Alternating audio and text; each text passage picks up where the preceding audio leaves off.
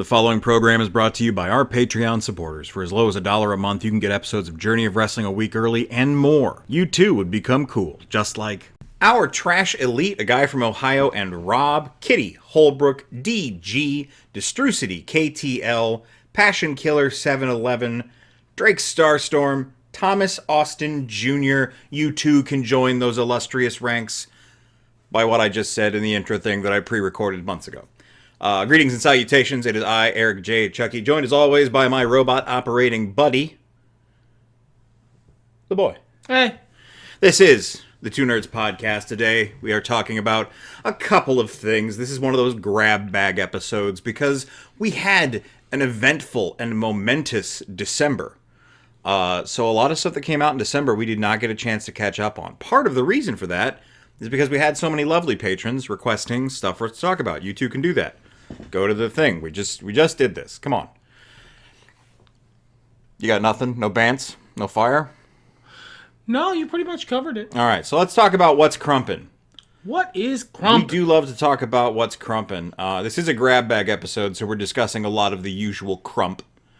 But we've both been playing some Marvel Rivals. That Season 1 just debuted as of this recording, and I have not played Mr. Fantastic, but I do like Sue an awful lot, which is saying something for me because I usually don't care about the Fantastic Four, except for the ever-loving Blue-Eyed Thing. And that's a valid take. I have not played several of the heroes in Marvel Rivals because I found the character I main almost immediately and never looked back. I have a couple other pocket picks in case I can't be a healer. But if I get my choice, I'm playing Loki. I started out playing Cloak and Dagger, but since the Season 1 balance changes, even though they got buffed, I don't feel as good with them as I did. So I've been trying to get better at Rocket, which is a natural inclination for me. I love Rocket as a character. I have been playing Sue, as I said. I'm not bad at Loki, or Adam Warlock for that matter, but you can't always be the healer. So Squirrel Girl, another easy grab for me. Scarlet Witch, another easy grab for me. There's a couple other DPSs I tried out in the current arcade mode that work. But I put some time and effort into learning two of the tanks. Groot was pretty easy, and I do like his tanking style. The walls are very satisfying, but man, I hate the rest of them. Like, it doesn't help that a lot of them are my less favored Marvel characters anyway. I don't like the Hulk. I don't think he's interesting. And separated from the MCU Hulk and all the charisma there, it's like me trying to play Iron Man when he's not Robert Downey Jr. Wow, I don't care. I don't care. But it really took me a lot of effort getting through a lot of those guys. But I think I found Magneto, and I'm pretty good with him. So, you know, if someone takes your main and you're supposed to be filling a role, which I like to try to do because I'm not a child anymore, you gotta have a backup. That's why I have Groot and Iron Man. If I can't be Loki, I will be either Groot or Iron Man. If someone takes all of those characters, I will randomly lock someone, and you better hope. It's good to hang on to aspects of your youth. Speaking of aspects of my youth, also crumping, I just finished a rewatch for me, first time watch for my girlfriend of Roseanne. The original series, none of the new stuff yet. So that was a fun trip down memory lane, lasted about a year and a half. I caught several episodes during their watch, because it's on the TV in the room I'm in. And, man, that show is... That's a nostalgic gift for me. Yeah. If you grew up lower middle class to poor in the Midwest, the first 4 or 5 seasons are going to feel like your childhood. Unless you're like a young person, which the algorithm says you're not. So, however, we do have Sonic the Hedgehog and Shadow on the title card, so I don't know, maybe you showed up as a young person going, I can relate to this. I'm sorry. Yeah, we're old. Yeah. We're old men. We are millennials. We are unk age now. I've been unk age since I was what do they call kids these days? I don't know, dude. Hip teen? Is that still a beatnik? Yeah, we also saw the Sonic the Hedgehog 3 movie. That was originally going to be the full subject of this podcast, but I don't know that we have enough. It's been a little while, about a week since we saw it, and I don't know that there's enough to say there. So, we've mentioned several times on this podcast that it's difficult to make content about stuff you actually just like. It can be, unless it's got a lot of nuance to it. And I think the Sonic the Hedgehog 3 movie, and the Sonic the Hedgehog series in general, the last time we saw a Sonic movie, it was in a Grab Bag podcast. They're good. They're great even, but they're not Nuanced. No. It does what it says on the tin pretty well. I think for me personally, Sonic's character is wearing a little thin by this film. When he's not presently experiencing growth or overwhelming emotion, the one-liners and stuff get a little, okay, Sonic, shut up. He's still Sonic. He is still Sonic at the end of the day. But he's still pretty lovable, and he does good big hero stuff, and I like the actor. So I like all the actors in these films. It's more than I can say for what else we're going to be talking about in a moment. But hey, but fun fact, Keanu Reeves in both. Yeah. Keanu, I don't know. Okay, so look, don't get me wrong. I liked his performance as Shadow. I like Keanu in general. I don't know that he actually knows how to act in like the vocal inflection sense. I think he's just very good at pretending to emote. And I know that sounds like I'm saying the same thing, but like he doesn't do funny voices. Well, you want a more Tom Hardy energy? Not even funny voices. He just doesn't. He just is always mid-level Keanu. He does, yeah. He's not a voice actor. He's an actor. I would liken it to someone like Christopher Walken, except Christopher Walken is so over the top as a person that it sounds like I'm making a joke there. Keanu Reeves is a very talented actor. He doesn't do voices. He doesn't do, and even just like regular inflections in the extreme. He's not acting, and again, that's over the top. I don't know that I agree about that. Because if you listen to the actual dialogue from, like, Shadow, or John Wick, or Johnny Silverhand, they all sound like different people who happen to have the same voice. They do. I will agree with you on that. I guess if I were trying to give him way more credit, his acting is so subtle that it's difficult to perceive. But all that being said, it's not like it was a wooden performance or anything. I praised it before I said all that stuff, because it's just sort of a weird... I guess he's the least ridiculous person I've seen in a long time who is hired to act in a project to be themselves.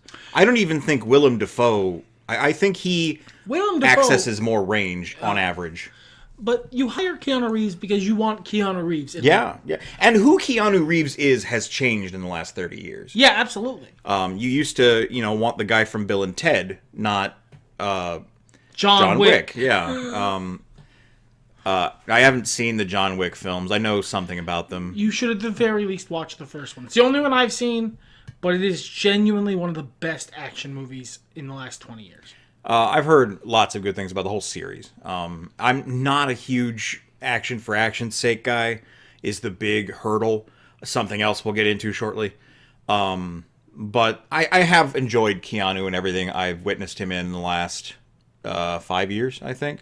Cyberpunk included. Johnny Silverhand is one of the standout characters in that game. The other one being, don't hurt me, the guy from the beginning, Jamie? Jackie Wells. Jackie Wells. Jackie Wells. So soon do we forget our chooms. I would never forget his face, his voice, his speech patterns, his cool jacket, his motorcycle, or the things he did for me. However, you have a very regular name. So, do you have anything? There are two major points I want to hit about the Sonic movie, but please, you go first. I actually really like the Shadow is the big Shadow. Shadow is the big. I was gonna let you get away with that. No, not a chance. He's the big thing to talk about in this movie. Idris Elba's still putting in absolute work, and like everyone else is doing a great job. It's really nice that Donut Lord got a second bite at a big franchise. I'm really happy for him. But Shadow is obviously the thing you're here to talk about, unless you're here to talk about Jim Carrey, who saw the script for Sonic 3 and said, well, there's my golden angelic writing from on high script that will bring me back to the movie industry. And he was right, because this is amazing. He manages to pull nuanced emotional resonance out of fucking Dr. Eggman. Two different Dr. Eggmans he manages to give actual emotional, like, pathos and weight to. Dr. Eggman! And he plays them both very differently. That's the contrast, I'd say. You can see Jim Carrey playing two very different characters with the same brief in this film.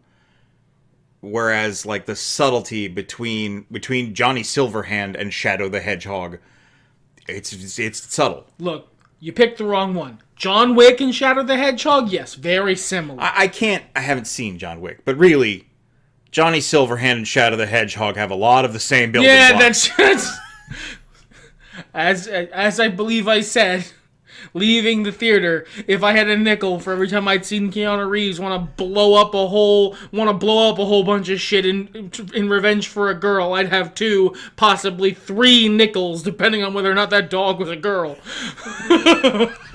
Robotnik is one of the things I wanted to touch on. I said, wanna. Hey, a wanna-wanga. A wanna-wanga. Time to talk about Shadow. Shadow was great. Like, don't get me wrong. I actually thought he was cool. This is something that has been a struggle for me for years. And that's something that bears remarking on, because Shadow the Hedgehog has always been too try hard to be cool. For me. For everyone. You know the the Edge cover alters. I'm sure there are people who think Shadow fucking rules. Yeah, they were 12 at the time. But Shadow the Hedgehog has always been too try hard to actually be cool for me the entire time he's existed. Shadow in this movie is cool as fuck. He is actually cool. I've had a hard time finding characters that I think are cool in like the last 10 years. Generally, yeah. And Shadow is cool. It's happened like 3 times, and Shadow is one of them. And it's been in the last 2 years that I've gotten this, so...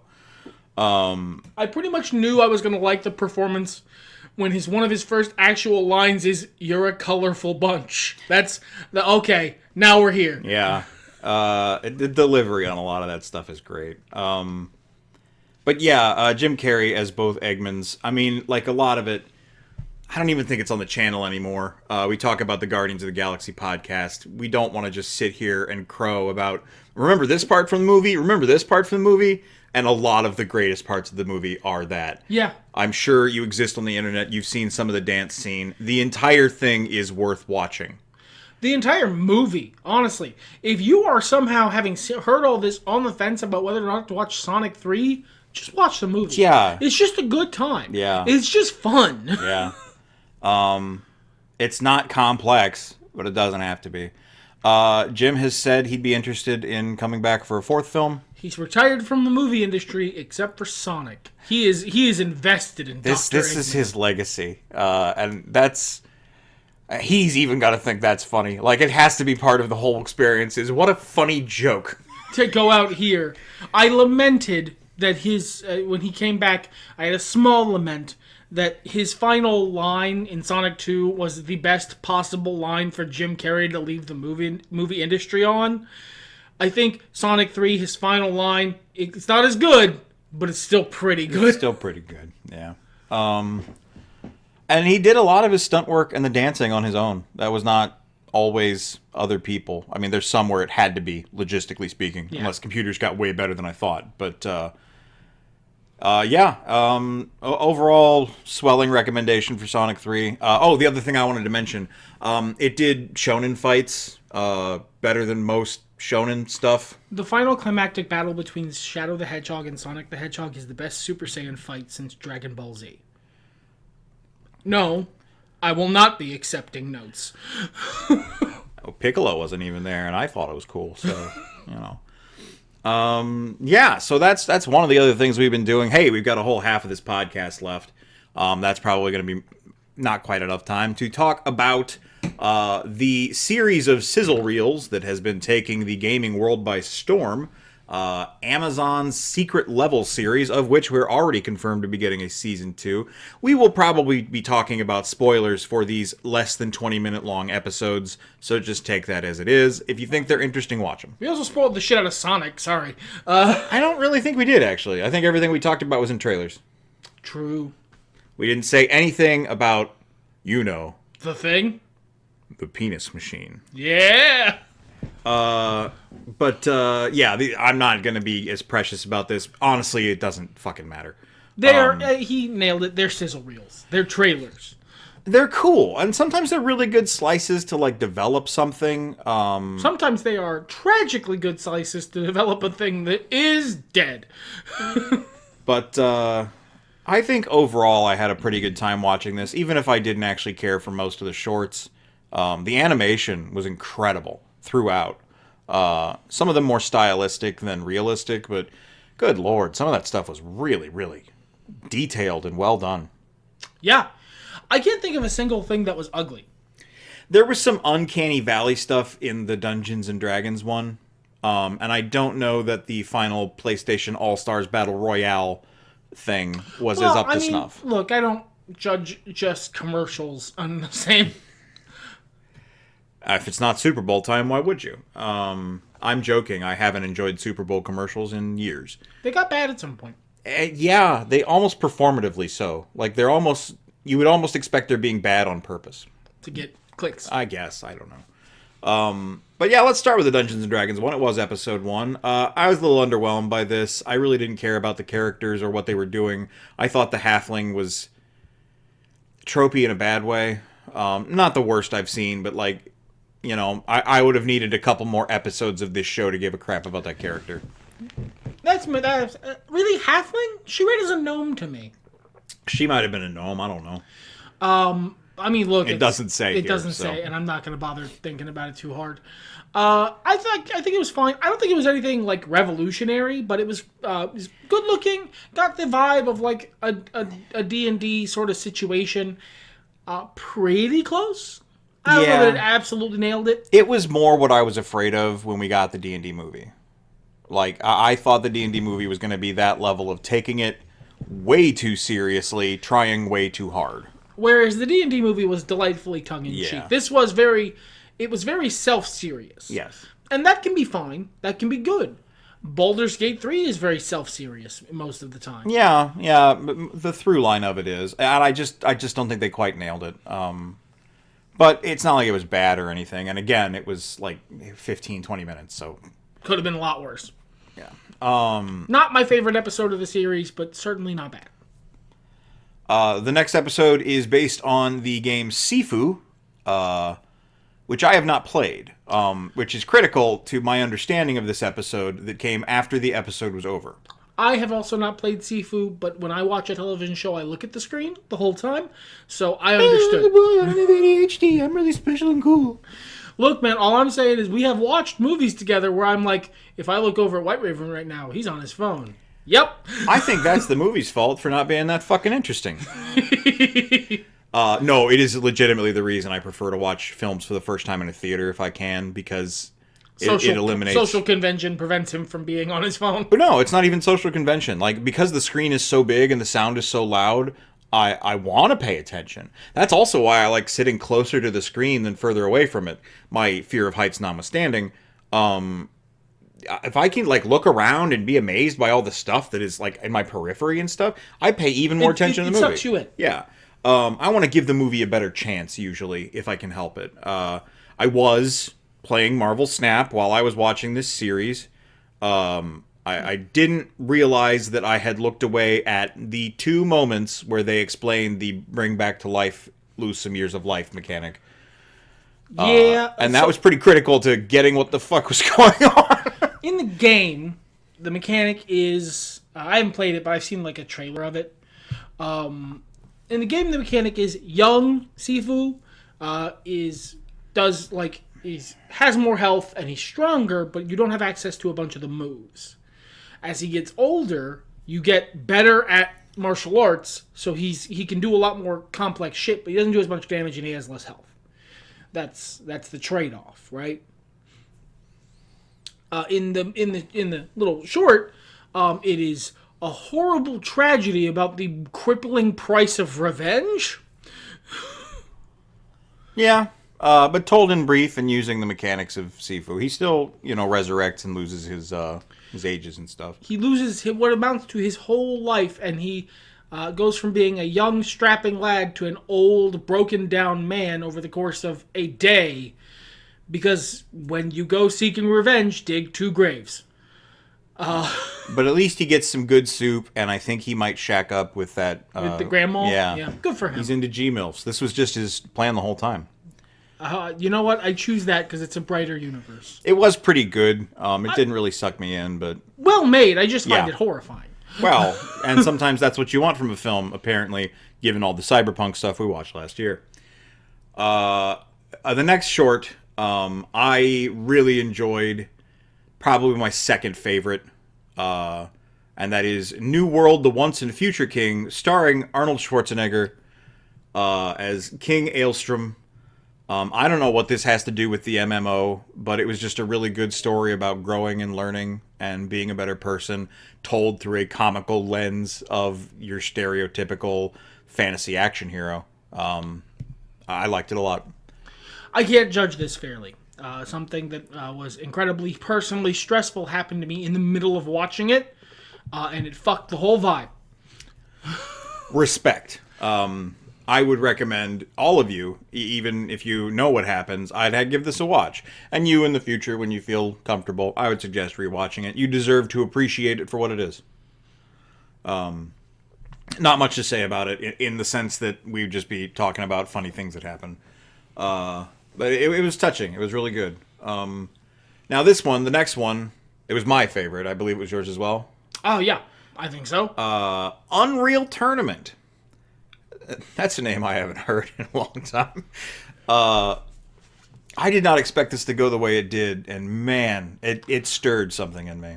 And we know a person who knows the deep lore of Unreal Tournament. Apparently, this is very canon compliant with the Unreal Tournament lore.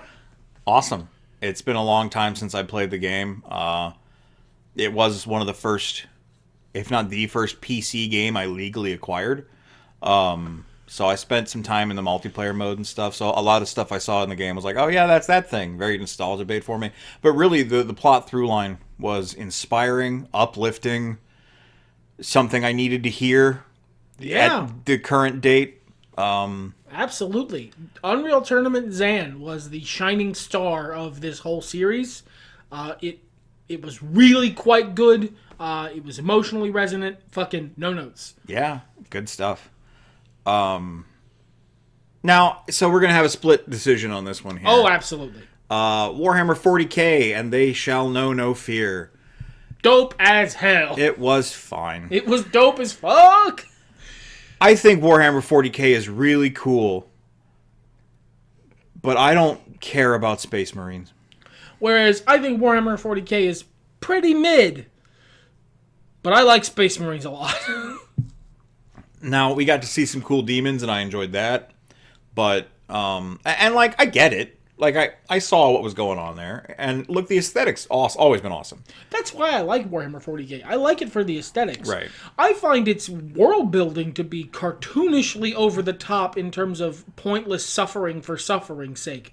So much so that there is literally an internet term, Grinderp, invented for Warhammer 40,000 lore explicitly and then used on other things. Like, it's stupidly over-the-top nihilistic. But I don't care because it fucks severely. Yeah, Warhammer is one of those things where moment-to-moment heroics are the main course instead of looking at the greater picture. Because the greater picture's sad. Yeah, if you look at the greater picture, none of the moment-to-moment heroics matter at all. Because only tragedy and tears lie in the future. There is no happy ending here. So you need to exult in the moment-to-moment heroics of the doomed. And don't get me wrong, they did all the pathos and the character motivations very well. They did, the representation of succumbing to a hallucination of one's own fears very well. The graphics were really cool. It was really awesome to see stuff I've read about most of my life. Not that I'm a huge fan, but, I've read some of the lore and side stories and stuff. Be showcased visually before me. I do so much better with visual stuff these days. I don't... At the end of the day, I know who these guys are, and you're not my team. And I don't even mean that as in, I play different sets on the mini... No, I just don't care about Space Marines. Good. Die about it. But I can't sit here and pretend like it wasn't cool. It was cool as hell! Cool. Speaking of pretty cool, and again, edgy stuff done really well. Pac-Man Circle. Now, we found out after the fact, after the series came out, I believe, that this was sort of an ad-ish thing for a new game coming out this year, a new Metroidvania, whose name I forget off the top of my head. Presumably something to do with Pac-Man.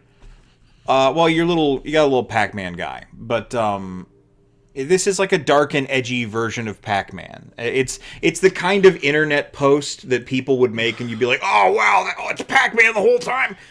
But like, no, a dark and edgy version of Pac-Man is a comedy skit. Right. That's something that you see as like a 2014 cracked video. But there were also a lot of people back then and earlier doing stuff like that legitimately. I remember seeing text posts on certain internet websites that I no longer frequent, and on other places in the world, comics, some web comics would do like one-offs in that vein of all kinds of properties. And sometimes they were cringe, sometimes they were cringe on purpose. Every now and then you got a good one, and I think this was one of the good ones. I agree. Like, this was well done. It was only loosely Pac-Man because there's only loosely Pac-Man to be. I would have also accepted a weird, like, actual Pac-Man episode because, as I understand it, I think the last Pac-Man cartoon series that came out was also ridiculously dark and horrifying. But, for kids. But I think this was quite cool. I like the world building in it, such as it is. I think it was a fun circle of a plot. I would be remiss if I didn't go back to the previous episode for certain parties who are probably listening and shout out that Mark Shepard had a voice role in the Warhammer 40k vignette. Ooh, Mark Shepard! Yeah. No reason. Just let me know in the comments if you heard me, that's all. Our next episode is another divided one. Crossfire, which is not a game I've ever played. Is it a game you've ever played? Literally, even if you mean the one from the 90s with the marbles, no. I eventually got a copy of that game. I don't think I have it anymore, but it was exactly as fun and frenetic and dangerous as it looked. That's amazing. I'm so happy. Yeah. I have no idea what game this is. So it's a game that's really popular, I believe, in Korea. Okay. And it's a team fight game. Like, Okay, yeah. your Calls of Duty or whatever. Yeah, sure. It was fine. This episode was fine. It was a bunch of generic military people fighting a bunch of generic military people over Marcellus Wallace's soul. I liked it a lot because it... So, we often joke in the Tuners podcast that there are two very different kinds of action movie, one of which I like, the other which he likes. Yeah. This is my kind of action movie. Yeah. This was a rain-slick city. It's mostly blue. There are people there. They are, like, vaguely European or British about it and fighting each other. Great. A+. I like the refrain of "We're not the bad guys." That's good. That's a good I do like that for the whole like perspective sort of thing. Commentary on conflicts like that, I think that was really special and important, especially since they both seem to be some variant of private military groups. It wasn't without merit. I liked Big Nose Woman. I think she was the most interesting character. But like, even then, not much. It was fine. It was fine. I liked it quite a bit. Yeah. Look, it wasn't deep, but what was there I liked? They executed on the concept. Okay, look. The concept was fine. They executed on that concept very well. Yes. If I liked the concept, I would have been singing its praises just like you. But that's just, like you said, a difference between the two of us. You'll probably enjoy it. I have mixed feelings about the Armored Core episode. This is where Keanu is. It is. Keanu does a great job. He plays Shadow the Hedgehog or John Wick or Johnny Silverhand. He plays a very troubled man. He does. He plays a very troubled... A very troubled man who is given the benefit of technology he didn't necessarily ask for, so it is a brand new character for him. Yeah. But it's... I actually really like this. It has great fight scenes. They look really cool.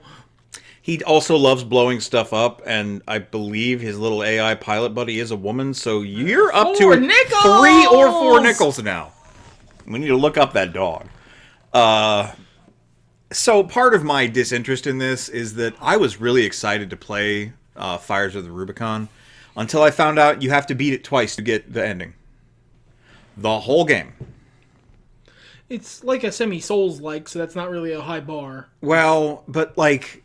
I'm gonna beat most of those twice if I beat it anyway. Sure, but I know how it feels when I'm near the end of a Souls game, and especially Elden Ring, and I'm like, oh god, I don't care, I just want this to be over with. I don't want to have felt that. And then there's a whole game? Yeah, a whole more game to do. So I've really cooled off on, my interest in playing that. So that kind of, my feelings were hurt before I started watching this episode. And it actually takes a character concept I really enjoy and takes it to the dark place. And that I found was a little, I don't know, disappointing isn't the right word because it's valid. Yeah, there is a big moment, a big character-defining moment for Keanu Reeves' character in this. And it's definitely something that will be divisive. I didn't dislike it from a narrative sense. I wouldn't not watch a show with this guy in it. For a while, I wondered to myself if he was... Because I like Armored Core, but I haven't played it a lot. If he was playing patches. But I don't think he was, first of all. And secondly, I don't know. There's already a character very similar to this that I really like that is heroic. And this is not a heroic character. So that kind of made me feel weird. But otherwise, it was pretty cool. Pretty cool mech fights. Tense. Good acting. What was your feelings on it? I don't know if you expressed that. No, I generally did. I liked Keanu's performance. I think the fights were really cool. I'm also not a huge fan of the final bit, but it absolutely makes sense. The Outer Worlds, which is a game I've never played and has a title that's too similar to like 3 other games that came out around the same time. Or no, this is The Outer Worlds, a game I have played and I didn't like. One of our most popular podcasts before Violent Profiles popped us off, much to my chagrin, is me being a real asshole about this game. And hey, guess what? I wasn't a fan of the short either. It's very tonally consistent with the game. Yes. Very, very tonal, for better and for worse. It exists in the Outer Worlds universe. I watched that episode, a very well animated, well scripted, well acted fable, and went, man, fuck all these people. I hate this fucking setting. Because this setting is Obsidian going, you know what? Fallout New Vegas was too subtle. And you know what? Just as punishment, everyone's going to be stupid in the game, including you. So, yeah, did you have anything else you wanted to say about this? No, I'm all set. All right. The next one, violently criminal in that it was like 5 minutes long. Most of the other shorts are at least twice that length. But it was the reason I wanted to watch this series more than anything else. A very lovely, brief fight scene from before Mega Man 1 begins.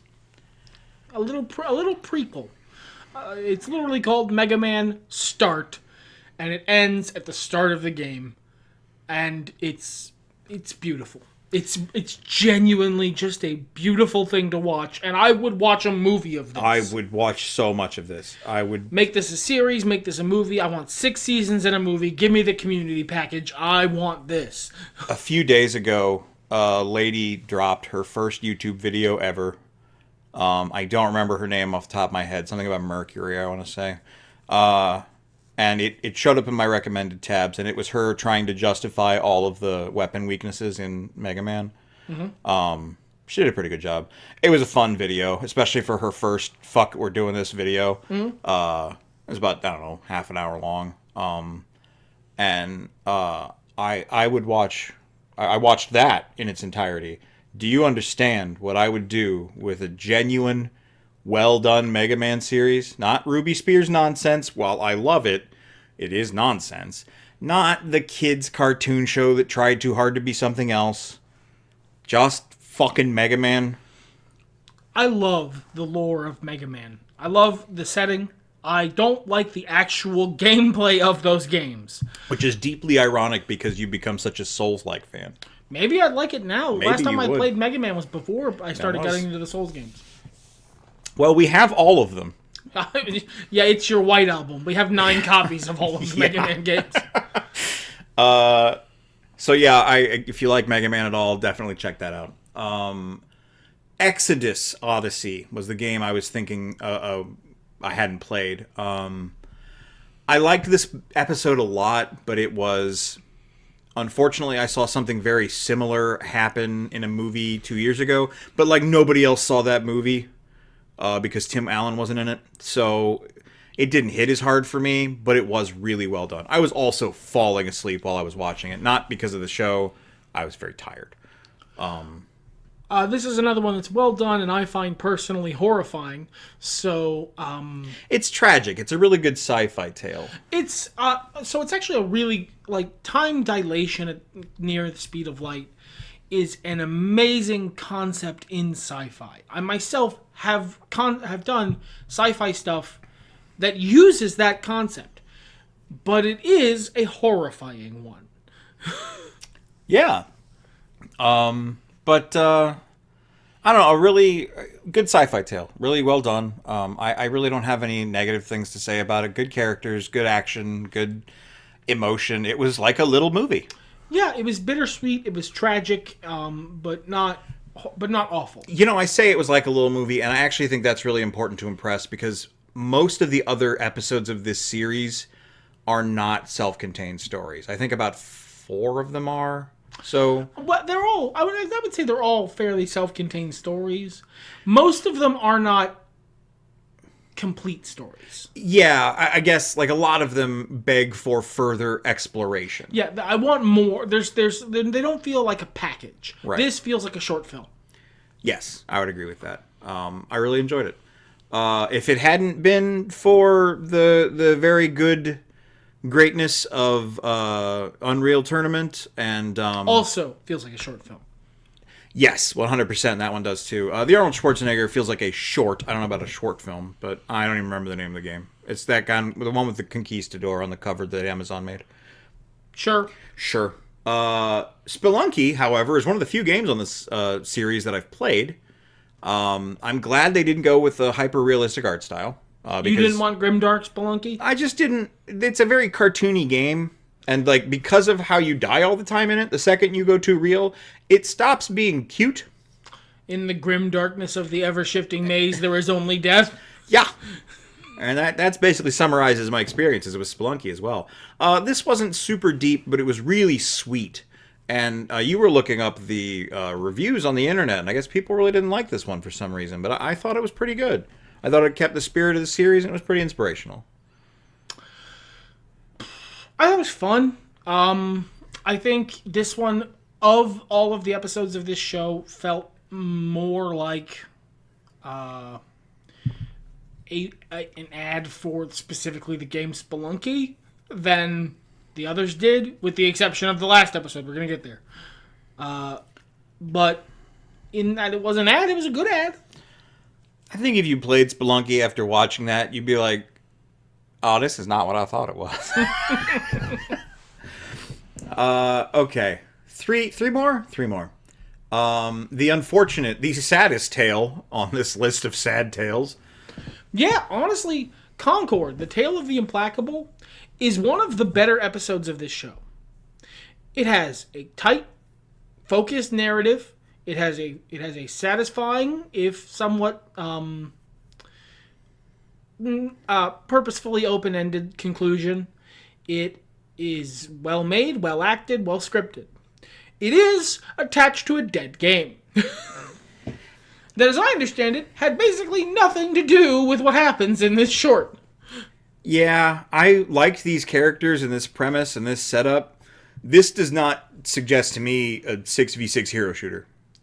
If this was Concord, if this was the game, I feel like Concord would have done quite well. I would have watched... also, if it looked like this. Because I've seen Concord. Concord was fucking ugly. I would watch a series like this. I would play a Guardians of the Galaxy-esque game, and I'm speaking of the gameplay of the game, which I didn't actually care for that gameplay, but something in that line, where there's a lot of talking amongst your crew and a lot of over-the-shoulder shooting. I feel like another game series did that, but I can't quite put my finger on it. I would play this if it were more like that. If it were more of a action RPG or something. They messed up. I still think the name Concord was a really bad choice too. Bad SEO, ugly design, bad through line on what apparently was a really cool concept. Yeah. If the concept was related to this was a good story. I want to see more from this story. Sadly, I won't. No one ever will. It's dead.